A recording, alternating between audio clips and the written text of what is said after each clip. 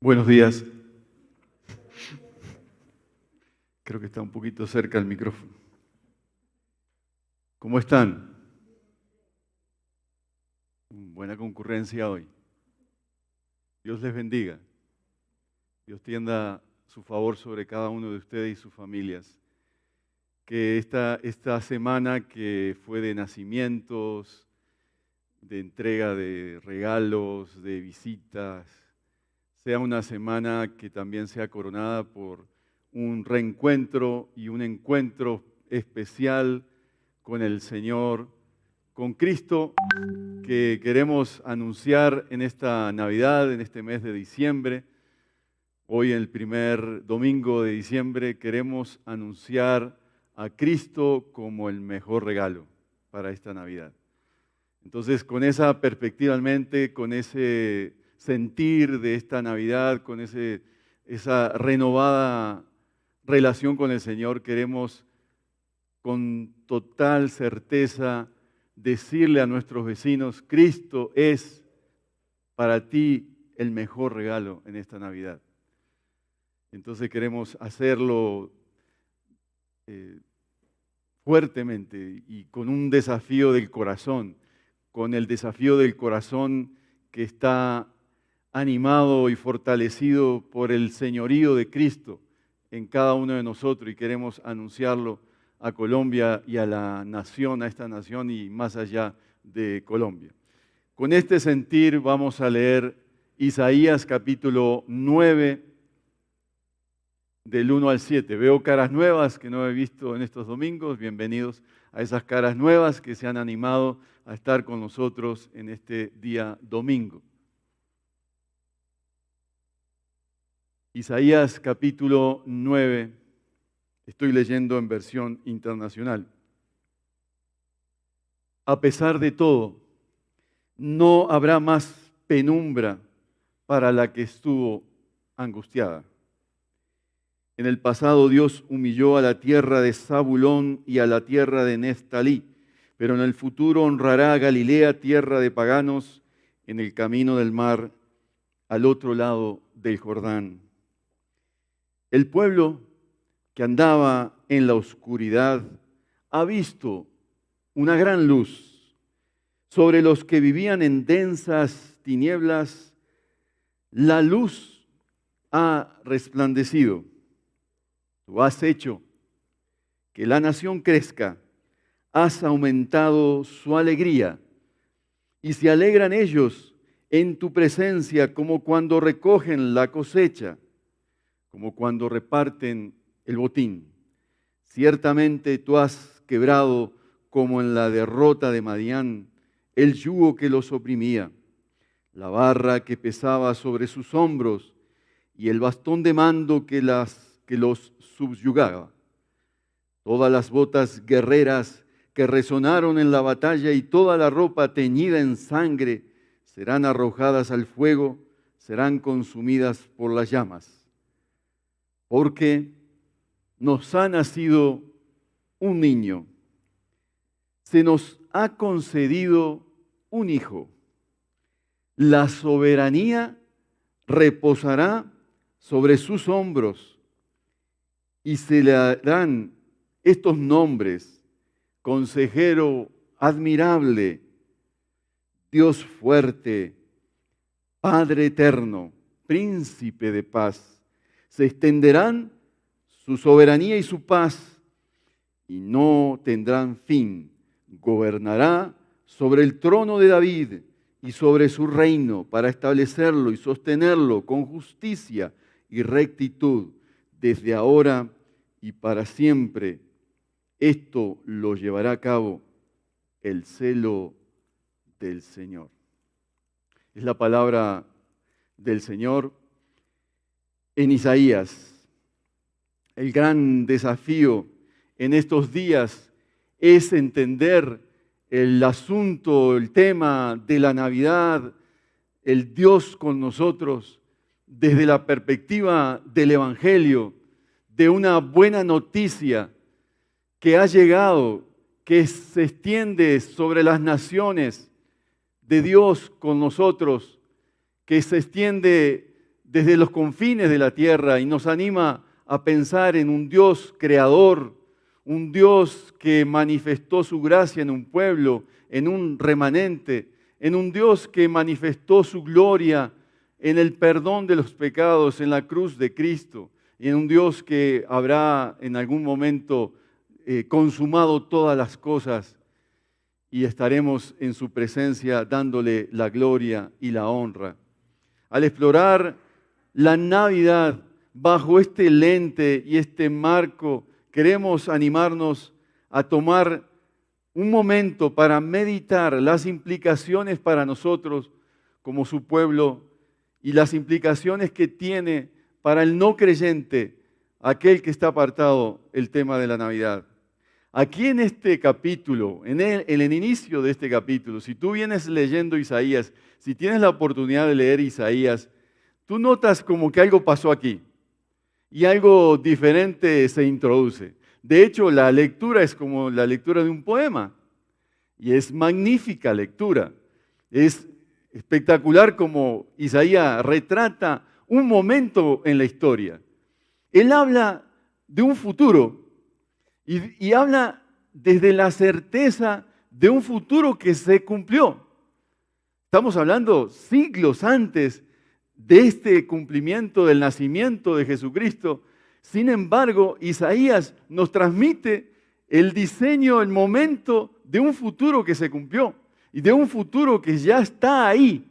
Él como que ve el presente, lo ve con las gafas de un futuro que se está cumpliendo y que se está realizando y que se realizó.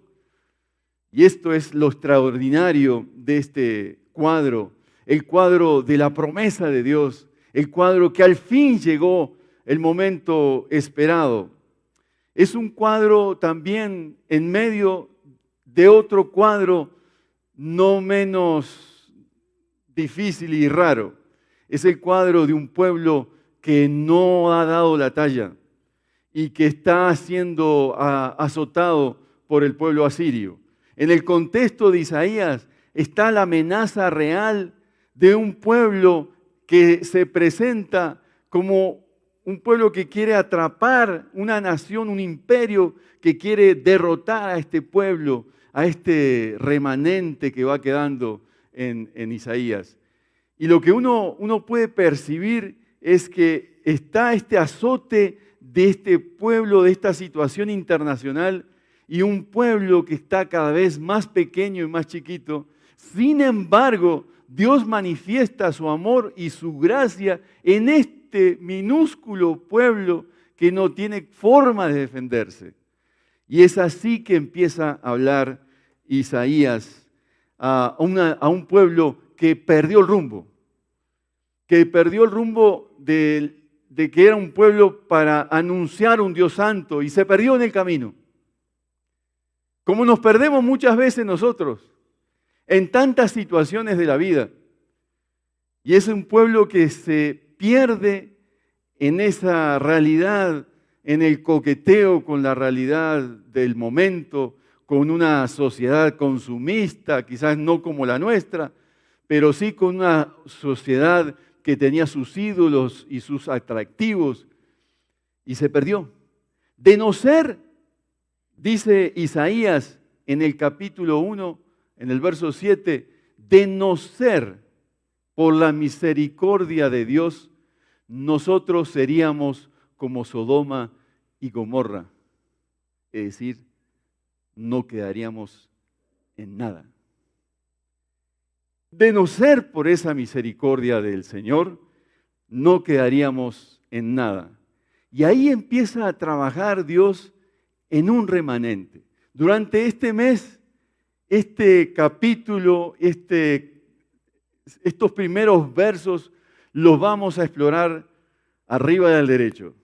Y como hemos estado en poemas en los Salmos, para ustedes no va a ser indiferente que aquí hay un poema y aquí hay algo más que un poema. Me voy a concentrar en el día de hoy en el verso 3 y lo voy a leer nuevamente. Verso 3. Tú has hecho que la nación crezca. has aumentado su alegría. Se alegran ellos en tu presencia como cuando recogen la cosecha, como cuando reparten el botín. Aquí hay una esperanza de un Dios que para Isaías es un Dios que hace crecer y es un Dios que hace aumentar. Nos muestra un cuadro de una realidad sucedida porque nos lleva al Génesis, al capítulo 1 y 2 de Génesis, cuando Dios recreó el escenario espectacular del jardín y puso a la primera pareja y puso al hombre en el jardín como el mayordomo, el lugarteniente, con la pareja ahí para recrear el mundo creado por Dios y para cultivar ese mundo creado por Dios en una experiencia magnífica. Entonces, esto es como una foto que nos recuerda lo que pasó y lo que perdimos, pero que a la vez nos anuncia algo diferente, una esperanza diferente. El Dios que creó sigue creando, y el Dios que multiplicó sigue multiplicando, y el Dios que aumenta la alegría la sigue aumentando. Es esa la visión que nos transmite Isaías en estos primeros versos. Entonces, dos afirmaciones centrales que son gratitud en boca de Isaías. Tú has hecho y tú has aumentado. Esas son las dos afirmaciones centrales que nosotros debemos mirar en esta mañana. ¿Qué es lo que ha hecho? Esa es la pregunta. Bueno, dice que Dios, ¿a qué? ¿Están aquí conmigo? Ah, no. ¿A qué?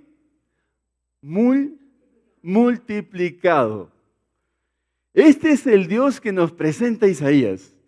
¿A ustedes no les parece interesante que en un contexto de realidad, de tinieblas, de oscuridad, hay una luz de un Dios que se anuncia acá, que multiplica?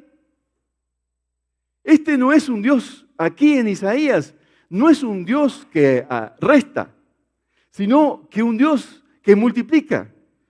Esa es la multiplicación que vemos en Génesis. De hecho, el mandato de Dios hacia la primer pareja es un mandato de multiplicación. El Dios que multiplica pide que multipliquemos.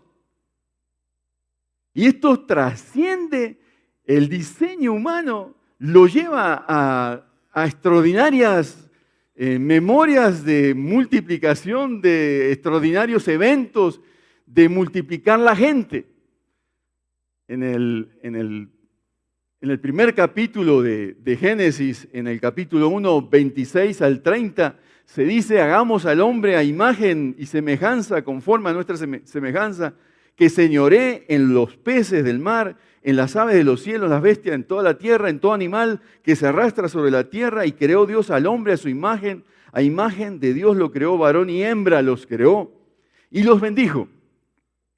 Y les dijo: fructificad y multiplicaos, llenad la tierra, sojuzgadla, señoread en los peces del mar, en las aves de los cielos, en todas las bestias que se mueven sobre la tierra. Y dijo Dios: he aquí que os he dado toda planta que da semilla, que está sobre la tierra, y todo árbol que hay en fruto y que da semilla os serán para comer, y toda la bestia de la tierra y todas las aves de los cielos, y a todo lo que se arrastra sobre la tierra en que hay vida, toda planta verde les será para comer. Desde el principio Dios muestra un escenario de esperanza y de multiplicación y de generosidad y de abundancia para el ser humano. En el orden creado se mantiene que hay una tarea que hacer y hay un mandato de señorear y de multiplicar la tierra. El Dios que multiplica en la visión de Isaías es el mismo que pide al ser humano que multiplique. Es posible que aquí la intención de Isaías sea recordarle al ser humano que esa multiplicación y que esa tarea Es imposible hacerla sin el don divino, sin los recursos del Señor, sin el señoreo del Señor en la vida del ser humano.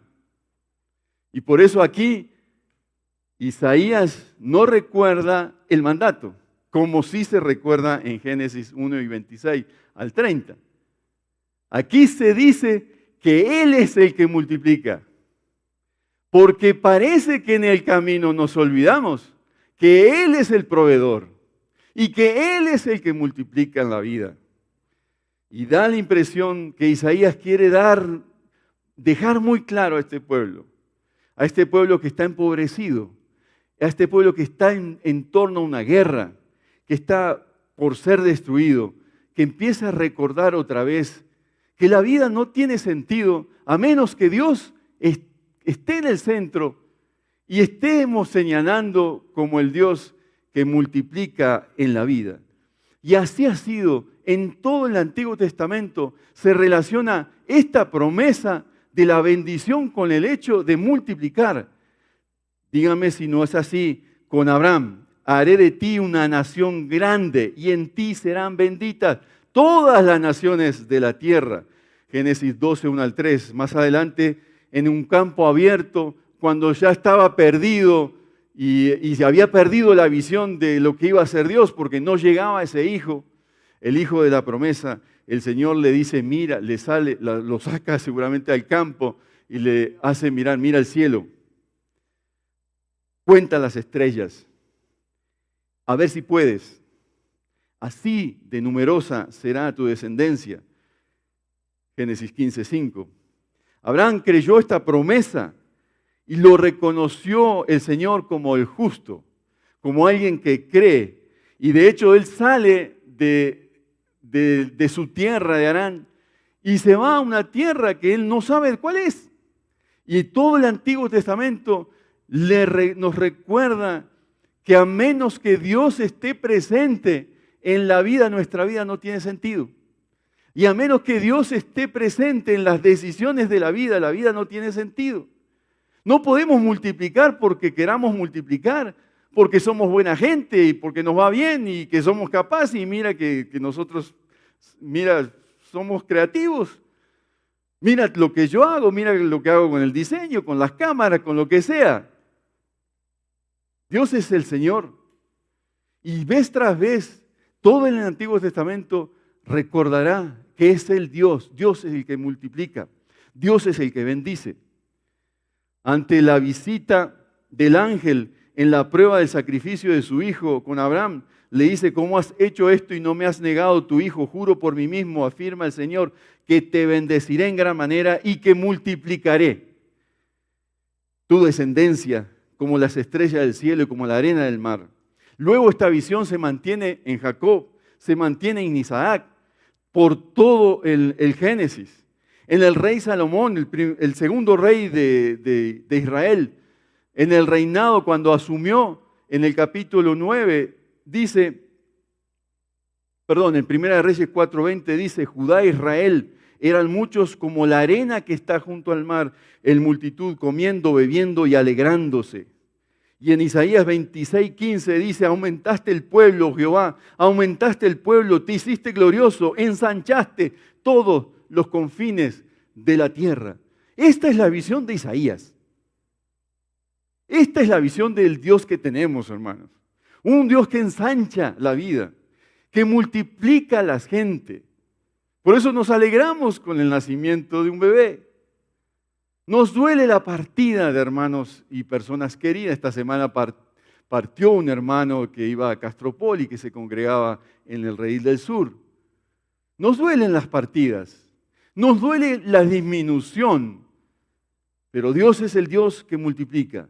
Esta visión de las multitudes y de la multiplicación es la misma que tenemos en Apocalipsis capítulo 7, versículo 9. Después de esto miré, y he aquí una gran multitud, la cual nadie puede contar, de todas las naciones y tribus y pueblos y lenguas que estaban delante del trono en la presencia del Cordero, vestidos de ropas blancas y con palmas en las manos. ¿No les parece esto, hermanos, increíble? Que Dios es el que multiplica a la gente, que aumenta. Y es triste, hermanos, cómo naciones como las nuestras, que defienden como que si fuera lo último, la gran defensa, el aborto, es decir, la disminución. La disminución de las gentes, las guerras, es una disminución de Satanás, del enemigo de Dios, porque Dios quiere aumentar y multiplicar la vida y extender la vida. Por cada hijo que nace, y me imagino aquí con estos papás nuevos y estos abuelos nuevos, bisabuelas nuevas que veo aquí, y el tío que ve esa sobrina, me imagino las promesas asociadas a un ser querido y a un nuevo nacimiento. El futuro de nuestras naciones depende de qué tan cercano estamos a esta visión del Señor. Las leyes de abortos, las inmigraciones, la violencia de los países hacen disminuir las naciones y empobrecer las naciones como nosotros mismos hemos visto. Este es el Dios que tenemos. Este es el Dios que hace. Este es el Dios que actúa, que lo señala con tanta vehemencia y propiedad y certeza el escritor, el profeta Isaías en un tono poético. Es el don de Dios.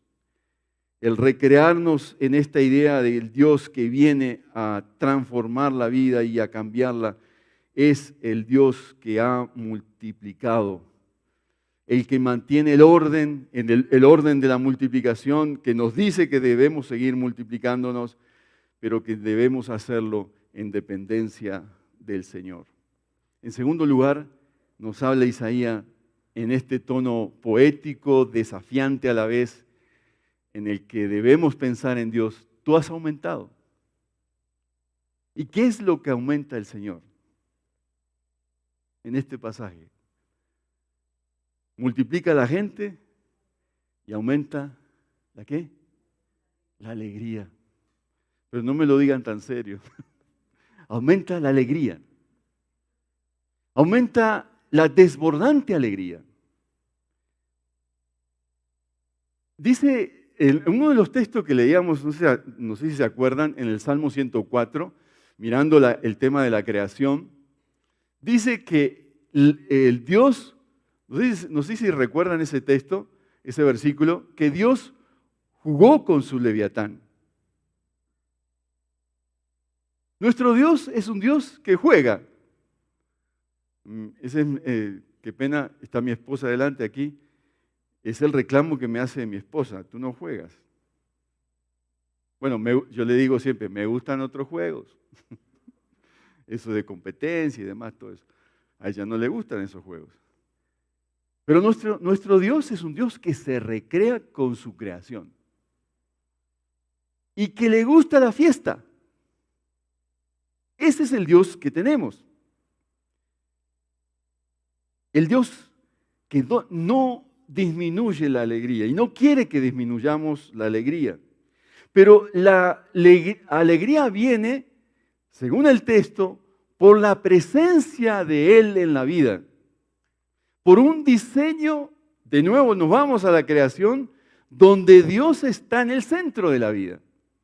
Es por su presencia, notoria presencia en nuestra vida, es que nosotros nos alegramos.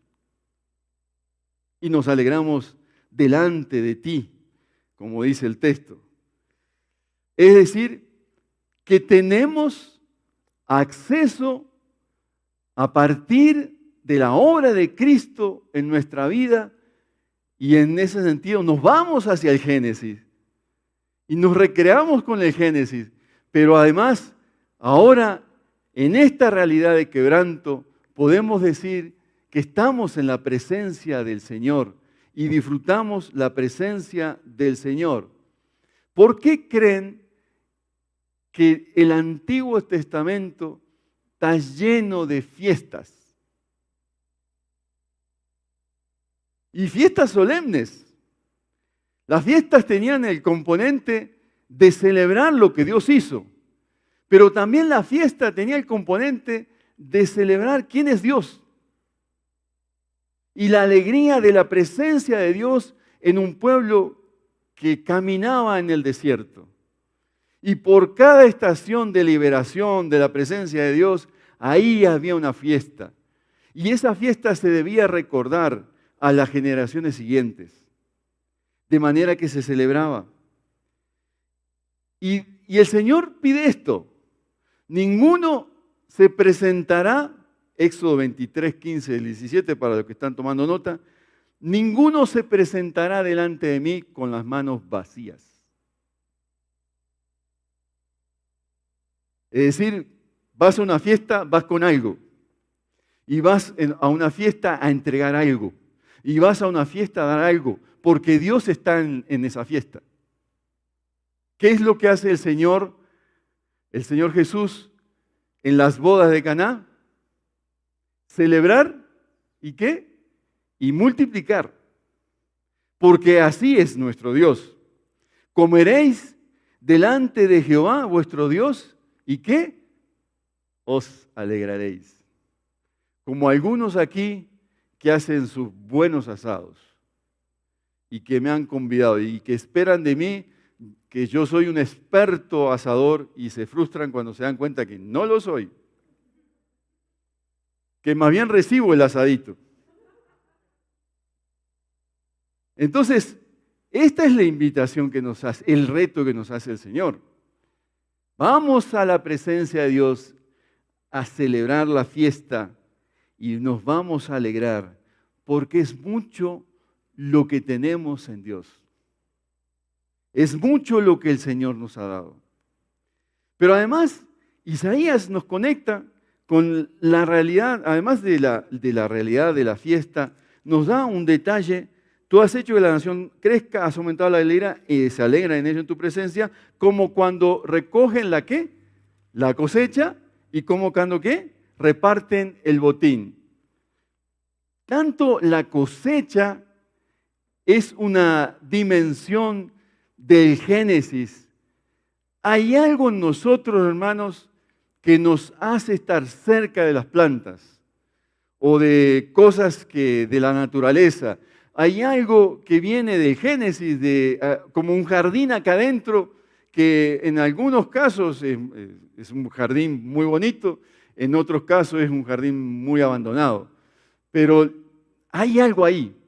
Nos conectamos cuando vamos a este oriente antioqueño tan bonito, o cuando vamos a la costa, o cuando estamos frente al mar como nos gusta. Porque nos lleva a esta idea de la cosecha, este escenario de sembrar y este escenario de cosechar, de cultivar en el mundo creado por Dios. Entonces, es una esfera del disfrute. La cosecha es una esfera del disfrute. De hecho, Ruth consigue novio en el día de la cosecha. Y bueno, parece que Booz le echó el ojo a esta Ruth en el libro de Ruth. Y bueno, y en el día de la cosecha el hombre parece que estaba con unas copitas de más. Y en el día de la cosecha se novia con Ruth. Y bueno, y ahí viene toda la historia. Y de esa historia viene la descendencia del Mesías. Entonces la cosecha es importante porque celebramos al Dios que aumenta la alegría. Es en la cosecha cuando nosotros vemos el fruto. Ahí mi hermano Juan Carlos me ha enseñado mucho de los frutos que ha plantado aquí y me ha transmitido el hacer lo mismo, y con Lucia ahí vamos con las lechuguitas y demás cositas que hemos plantado. Es eso lo que el Señor nos transmite, pero además como dones del Señor. Pero además nos transmite la idea del botín. La alegría, Él dice, como la cosecha y como la alegría que es cuando estamos ante un botín. Es decir, en esas guerras que Israel no ganaba por su superioridad numérica, no ganaba por sus pertrechos militares porque eran mínimos, no ganaba por su astucia, ganaba porque el Señor le decía cómo ganar la guerra. Es esa alegría que cuando tú cosechaste y tenés algo bueno y te alegras, es esa alegría cuando tú recoges el botín luego de la victoria. Es esos momentos. Esa es la alegría que se aumenta en nosotros por la presencia del Señor. Y es lo que nos dice Isaías. Ese es el cuadro de la promesa, la fotografía de lo que el Señor hará con sus seguidores.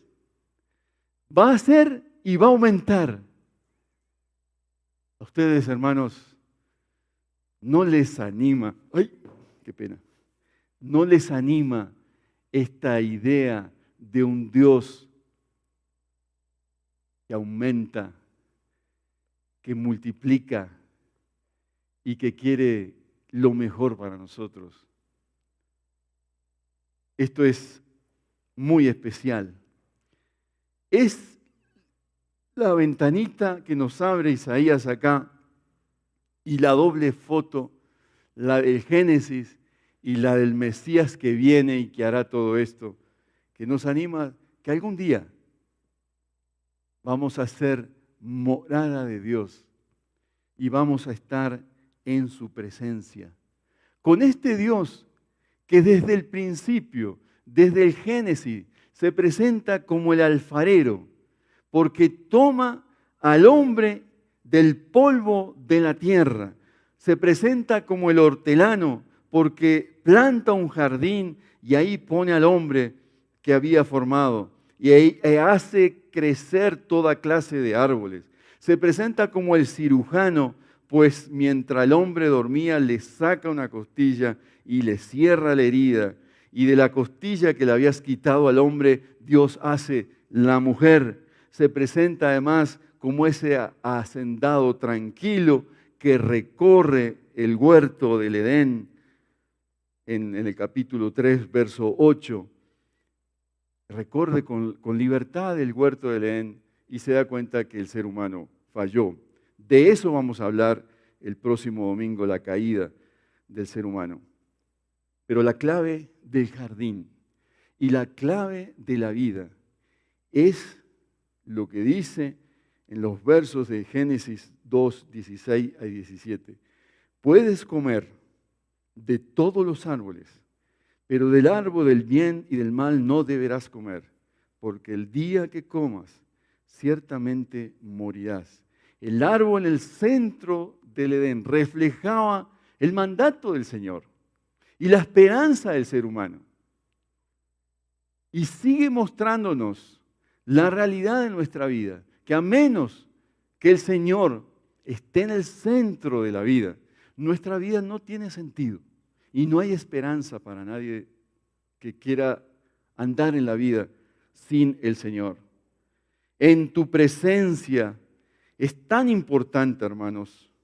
Isaías ve el futuro, ve nuestros días, cuando podemos ir a la presencia de Dios por el logro de la cruz y por Jesucristo, y podemos estar delante de Dios, pero ve un futuro magnífico cuando vamos a recobrar la libertad total del pecado en el nuevo cielo y en la nueva tierra que se anuncia aquí como un germen que va a crecer. Es en el Hijo que viene que será restaurada la comunión que se tenía en el huerto del Edén, y solo por Jesucristo es que podemos estar en su presencia. La consecuencia de esto para nosotros hoy, hermanos, es la presencia de Cristo en la vida. Trae comunión y trae alegría y trae plenitud de alegría. Y por eso el salmista nos va a decir: alégrense y canten jubilosas las naciones, porque tú las gobiernas con rectitud y tú guías las naciones de la tierra. Salmo 67:4. Mi alma quedará satisfecha como de un suculento banquete, y con labios jubilosos te alabará mi boca. Salmo 63:5. Esa es la esperanza que vieron ellos, que nosotros vivimos hoy. Es esa esperanza que ellos soñaron, que algún día las naciones se encontrarían con Jesucristo y serían el centro de la vida, Jesucristo como Señor y Salvador. Te alabaremos jubilosos. Nuestros labios te alabarán, Señor, porque tú eres el Señor. Hermanos, el texto de hoy hace hincapié en la realidad del señorío de Cristo, el tú. Tú has hecho, tú has aumentado. El texto es central en decirnos el señorío de Cristo, el señorío de Dios es la realidad de la vida. Blaise Pascal, siglo XVII, fue un pensador brillante, un filósofo además, un matemático de esos. Tortura para nosotros en los colegios las fórmulas de Blaise Pascal y las matemáticas de este genio. Pero un genio que luchaba en su vida interior. Luchaba con la realidad de si era salvo o no era salvo. Luchó durante toda su vida sobre este tema. El día que murió, cuando recogieron su cuerpo, le encontraron en la camisa un escrito, todo un escrito largo. El resumen de ese escrito de Blaise Pascal es este. En este día de gracia de 1654, desde poco después de las 10:30 de la noche y hasta cerca de las 12:30, fuego, fuego, gozo, fuego. Y describe toda la experiencia de su vida, el rechazo que él hizo de Dios en su vida, lo inútil que fue. Era un pensador brillante, matemático brillante, filósofo. Es solo mirar los escritos de él y nos damos cuenta que era un pensador brillante. Pero todo eso para él fue basura frente a lo que fue una experiencia del Señor Jesús que lo transformó. Se dice de este escritor que luego de esa experiencia pasó días encerrado. Él era un conferencista consumado.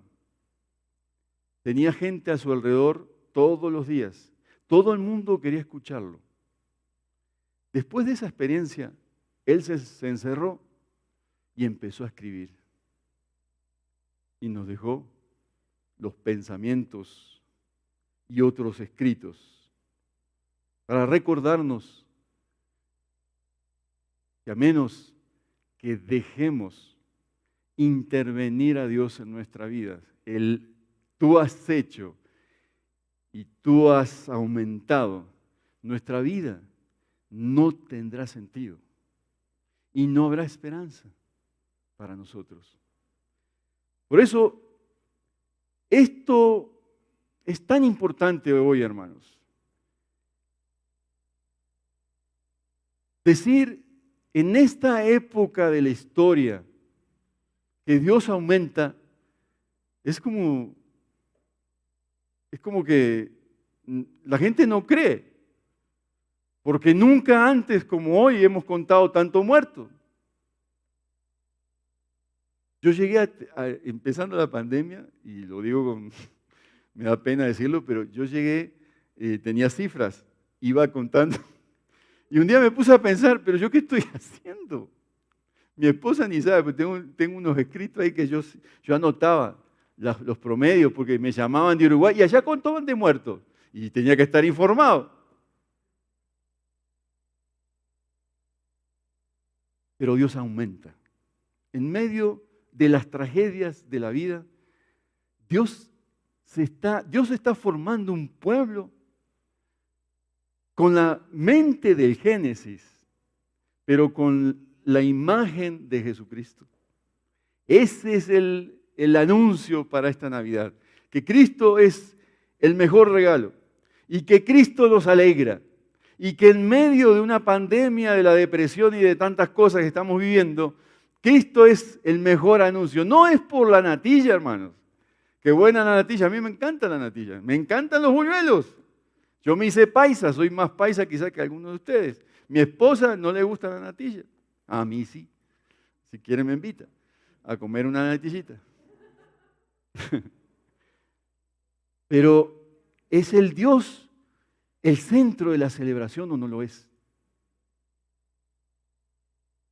Tristeza me da salir en estos días que lo más importante es ir a un centro comercial.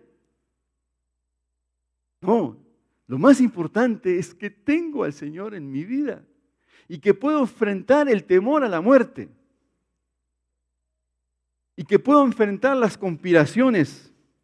En el capítulo 8, y con eso termino, en el capítulo 8, versos 11, dice Isaías: el Señor me habló fuertemente y me advirtió que no siguiera el camino de este pueblo.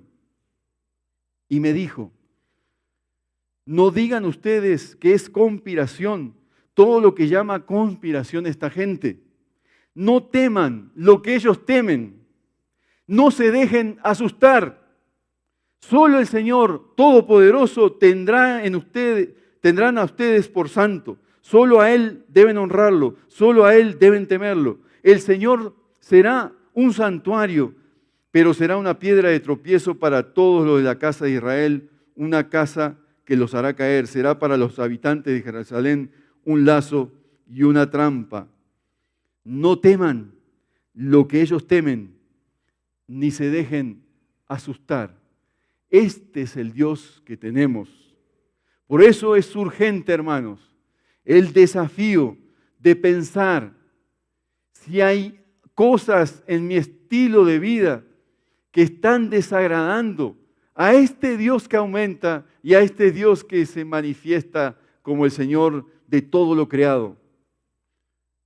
O pensar que mi vida se está sosteniendo por mis esfuerzos, cuando sé que en estos tiempos una decisión me puede dejar sin trabajo y hay una multitud detrás esperando mi puesto. Que pensar que mi vida se sostiene por mis capacidades, por mi competencia o por mi estatus. ¿Qué es lo que sostiene mi vida? Lo que sostiene mi vida es la presencia de Dios en todo lo que hago. Eso es lo que da sentido a todo lo que hago y a lo que soy. No puedo esperar que mi vida la defina una persona, por bueno que sea, mi jefe o un novio o lo que sea. Es el Señor.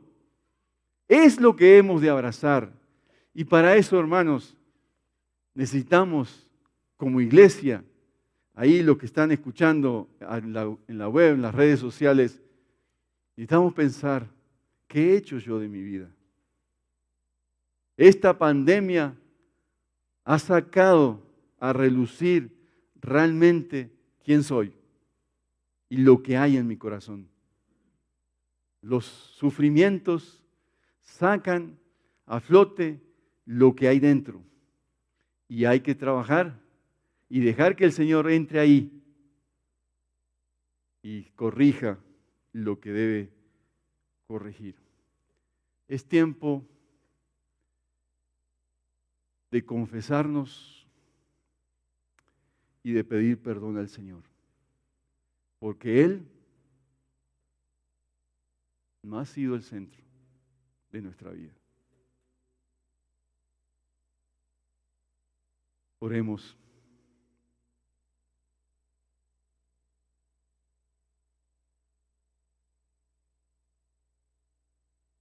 Te pedimos perdón, Señor.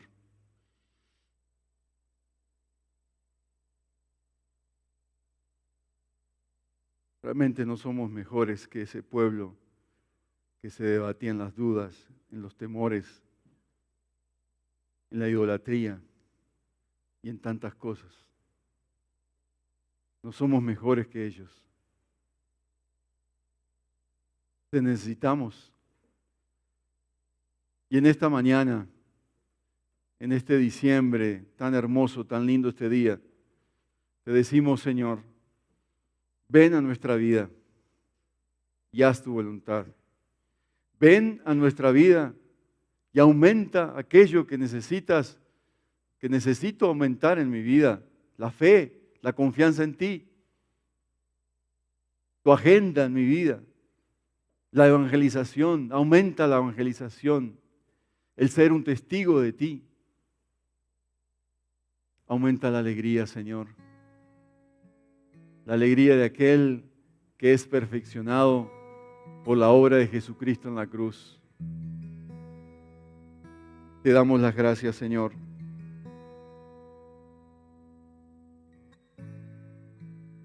Te damos las gracias, Padre. A Jesús, como dice el apóstol Pedro en su primera carta a Jesús, quien amamos sin haberle visto, en quien creyendo y aunque ahora no lo vemos, nos alegramos con gozo inefable y glorioso. A Jesucristo, nuestro Señor, exaltamos y lo ponemos en esta mañana en el centro y en el primer lugar de nuestra vida. Amén y amén. Hermanos, puestos de pie a cantar al Señor con alegría.